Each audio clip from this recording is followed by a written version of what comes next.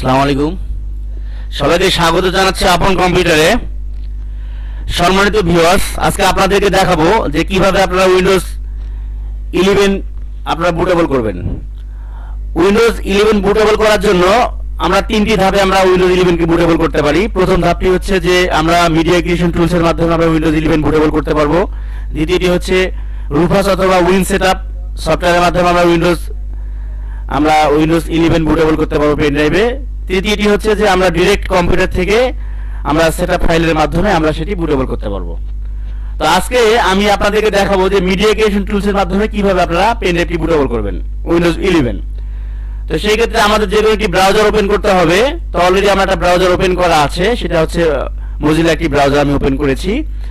তো এখানে দেখতে পাচ্ছেন আমরা এখানে লিখবো যে মিডিয়া ক্রিয়েশন টুল MEDIA মিডিয়া ক্রিয়েশন টুল উইন্ডোজ 11। তো এখানে যাওয়ার পরে আমি অলরেডি অনেক আগেই আমি এই ওয়েবসাইটটিতে ঢুকেছিলাম। তো দেখেন যে Microsoft Windows 11 installation media creation tool, এটাতে আমরা যাব।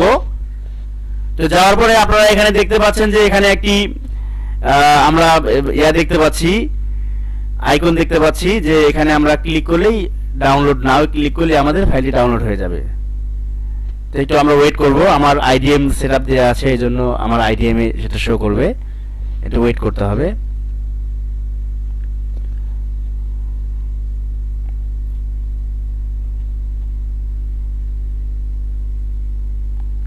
এই যে চলে এসেছে আমাদের মিডিয়া ক্রিয়েশন টুলস এর যে ফাইলটি, সেই ফাইলটি চলে এসেছে। স্টার্ট ডাউনলোডে ক্লিক করব, ফাইলটি ডাউনলোড হয়ে যাচ্ছে।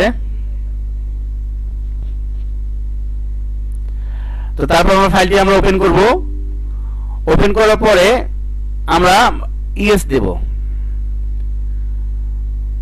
তো ইতিমধ্যে আমার পেন ড্রাইভ এখানে নেই, আমি পেন ড্রাইভটি আমি এখন লাগাবো এখানে।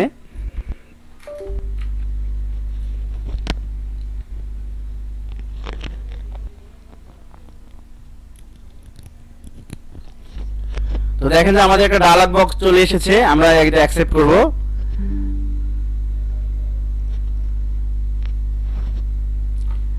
এখানে দেখেন যে এখানে কিছু ড্রাইভ আছে, আপনাদের দেখেন আপনারা